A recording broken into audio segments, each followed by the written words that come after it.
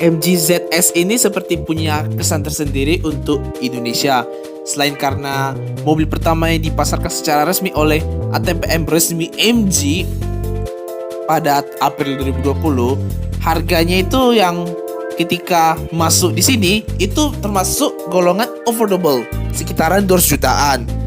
Dan hal itu membuat Anda langsung bisa memiliki mobil dengan heritage Eropa, walaupun kita sulit menampik dengan fakta kalau MG sekarang itu sudah dimiliki oleh perusahaan Tiongkok, yakni SAIC atau SAIC secara saham kepemilikan.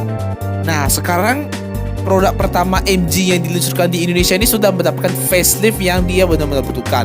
Apa aja itu?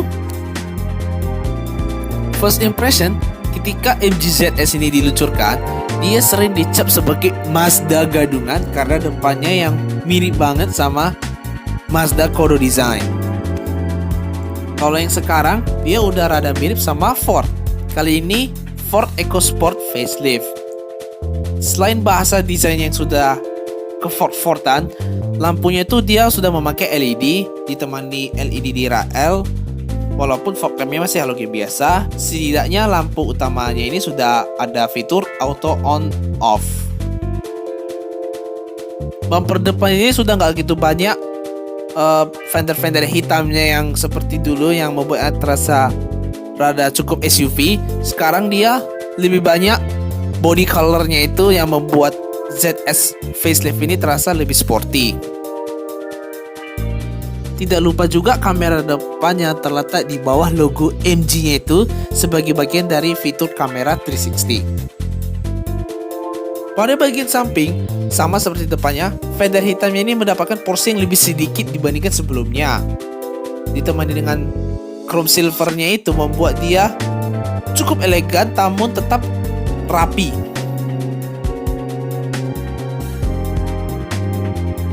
Velgnya itu yang memakai ukuran 17 inch itu sekarang sudah pakai desain baru yang membuatnya lebih relevan, beserta dia sudah ditemani rem cakram di semua 4 rodanya itu dengan teknologi ABS, BA, dan EBD. Pion masih sama dengan yang sebelumnya, hanya saja kali ini dia ditemani kamera samping, kiri dan kanan sebagai bagian dari fitur kamera 360. Gagang pintunya itu udah pakai chrome di bagian atasnya dan hasilnya itu cukup cantik. Tersedia juga roof rail yang beneran bisa dipakai, beserta sunroof yang panoramik. Tidak lupa juga ditemani dengan shark fin antena. Untuk belakang, walaupun ada kemiripan dari model ini model itu bagi beberapa orang, kalau dilihat dari third person view, lekukan ala MG-nya yang lama itu ya, sebelum di take over SAIC maksudnya, itu terasa cukup kuat karena dia ada semacam reminiscence dari salah satu hatchback favorit gue dari MG yang ada di game Richard Burns Rally dan V Rally 3, yakni MG ZR. Desain lampu belakang ini sendiri juga sudah LED combination lamp tepatnya, kalau dibandingkan sebelumnya yang halogen biasa yang membuatnya terkesan B banget. Tidak lupa juga defogger untuk kaca belakang. Knalpot aslinya ada di kiri bawah ya mates, bukan dua yang di bumpernya itu hanya frame. Ya kami tahu kok kalau itu adalah fake exhaust. Setidaknya bumper ini sudah lebih sporty karena tidak begitu dependent sama fender hitamnya yang agak berlebihan sedikit di versi sebelumnya. Beserta bumper ini sudah ada 3 sensor parkir beserta kamera belakang yang terletak di dekat license plate. Membuka bagasinya ini berada di balik logo MG seperti VW. Bagasinya termasuk cukup luas nih dan dia bisa dibuat lumayan rata rantai. Lantai bagasinya ini bisa diatur lebih rendah lagi kalau ingin kapasitas kargo yang lebih dalam. Ban serepnya berjenis Space Saver.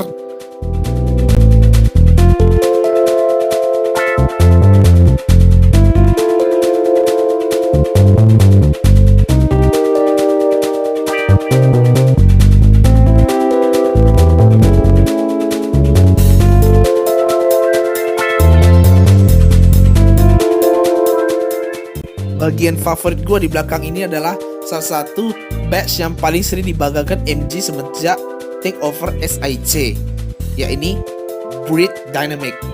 Sebagai reminder kalau MG ini adalah brand dari British atau Inggris. Ketika masuk ke dashboardnya atau interiornya, ini arahnya ke elegancy if you ask me.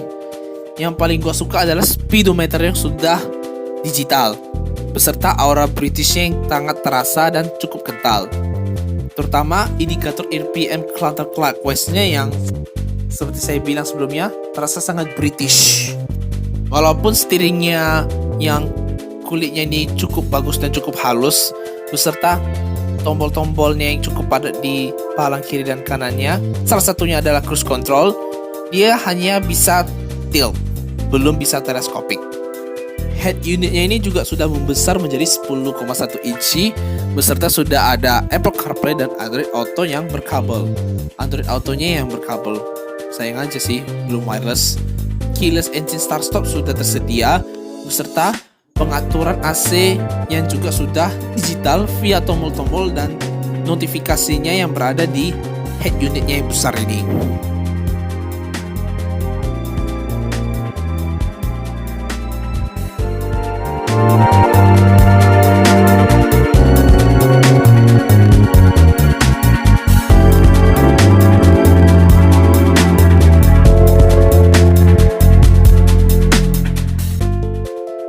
Walaupun begitu, Anda setidaknya masih ada rasa bangga dengan badge MG yang dipakai itu, beserta desain flat bottom di steeringnya.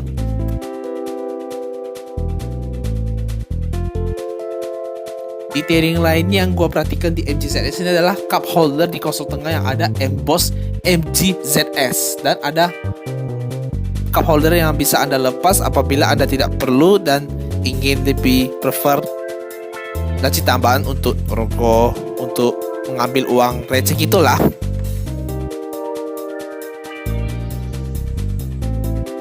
Panelnya dikelilingi beberapa soft touch dan plastik, dan pengaplikasian warna coklatnya itu membuat dia ke arah elegan yang cukup kental sih, walaupun bukan yang paling enteng sih kalau urusan perawatan.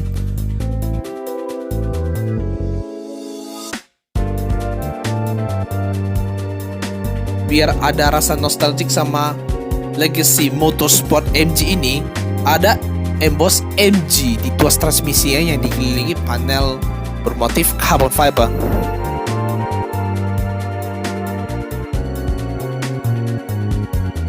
Namun walaupun kelihatannya agak susah, tapi kalau kalian ada heart dan juga passion untuk take care of her, gue yakin pasti hasilnya bakalan passionate juga, passionately good. Posisi duduk di depannya ini selain cukup enak, dia sudah bisa diatur secara elektrik, ditambah lagi dengan armrest tengah.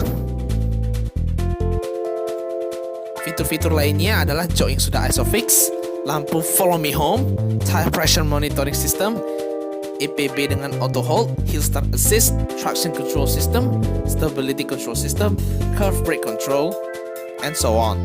Selain seatbelt 3 titik, airbagnya juga sudah ada 6 loh, jadi safety-nya termasuk baik. Duduk di baris kedua, dia terasa lapang. Headroomnya masih terasa cukup lega loh untuk gue yang berpostur 172 cm, walaupun sudah dilengkapi panoramic sunroof. Walaupun dia gak ada armrest seperti HS, tapi soft touch letter ini terasa cukup halus dan cukup nyaman.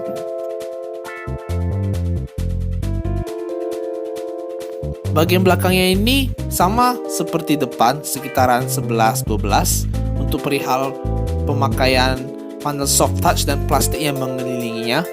Namun tidak lupa juga ditambah 2 USB slot biar Anda gak ada alasan untuk kekurangan baterai pada gadget Anda.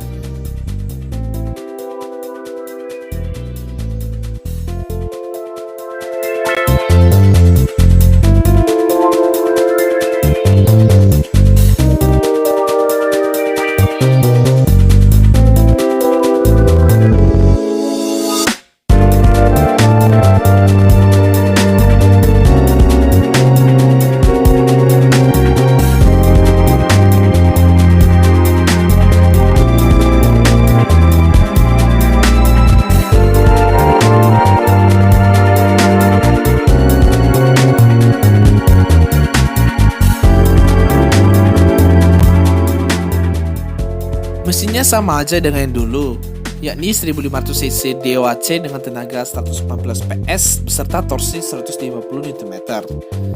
Technical changesnya terjadi pada transmisinya.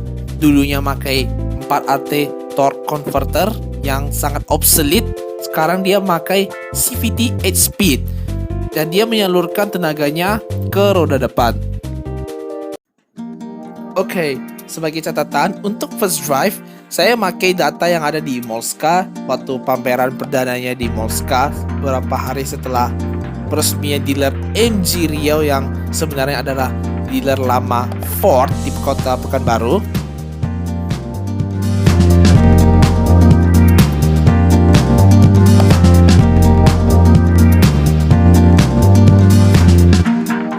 Ada juga saya berkesempatan untuk mengetes ini di rute kota walaupun again terbatas rutenya.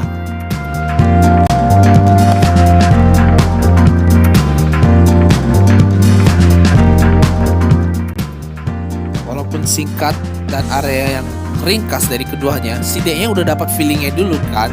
Boleh-boleh aja kan, mates.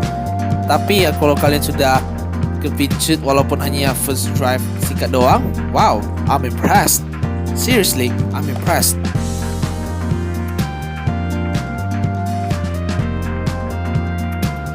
Hal pertama yang gua notice adalah posisi mengemudinya yang dijangkau dengan Ford Fiesta dan Kia Sonet.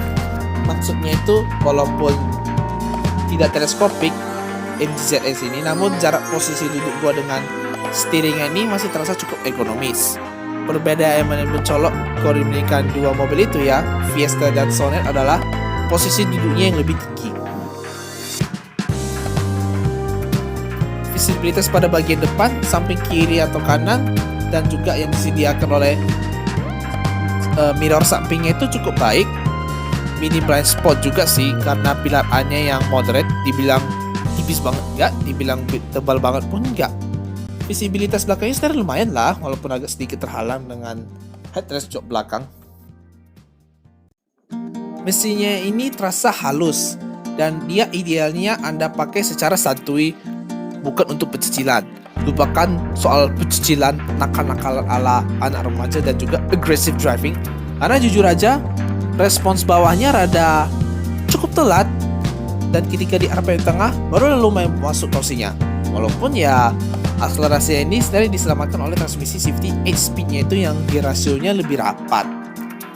Transmisinya ini sendiri halus, delivery tenaganya ya halus, selayaknya what CVT should be. Suspensionnya sendiri ini lebih ke arah comfy, karena lewat jalanan sekitar mall yang udah kurang rata secara natural di beberapa bagian, bukan arena buatan yang simulasi gitu. Dan juga ketika melewati spek besi, dia sebenarnya cukup empuk.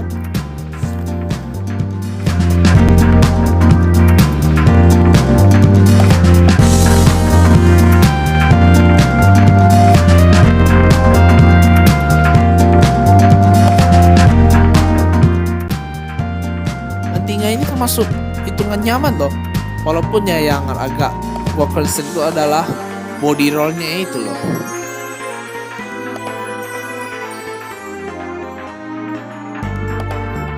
Handlingnya termasuk biasa aja, namun gak bisa dibilang terrible amat. Mungkin terasa kurang direct kalau steering mode-nya itu berada pada mode normal atau urban. Kalau mau sedikit lebih baik dalam urusan feeling handling dan mobilnya, pakai mode steering dynamic. Anda memang gak salah. Ini mobil sampai sekarang masih satu-satunya di kelasnya yang punya pengaturan bobot steering, yang udah jadi ciri khas MG ZS sejak pertama kali launch di sini. Ada 3 pengaturan, mau urban yang paling ringan yang hampir gak ada pilihan sama sekali, normal kalau mau yang agak sedikit berbobot tapi tetap terasa santuy dan lebih prefer enteng yang lebih dominan, dan dynamic, dia yang paling berat bobot steeringnya kalau dibandingkan semuanya.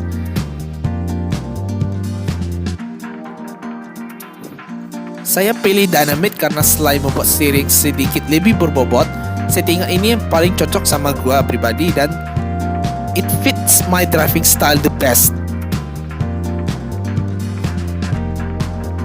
Remnya sendiri juga cukup baik dan pakem, beserta grip dan stability mobil ini saya cukup bagus. Kegedapan kabinnya juga termasuk hitungan bagus. Harganya sendiri dimulai dari 279,8 juta hingga yang paling mahal 319,3 juta. Variannya yang paling rendah adalah Activate. Midshipnya itu ada Ignite dan yang paling tinggi adalah Magnify. Kalau mau yang warna merah, catatan Anda perlu 4 juta tambahan. Kalau mau yang lain tanpa harus merogoh kocek 4 juta, ada Black Knight, Silver Metallic, serta Arctic White. Overall, bagi Anda yang ingin mulai berpetualang dengan MG atau ingin cari mobil yang at least value for money dan juga comfy yang cukup bagus, ini adalah starting car yang cocok untuk Anda.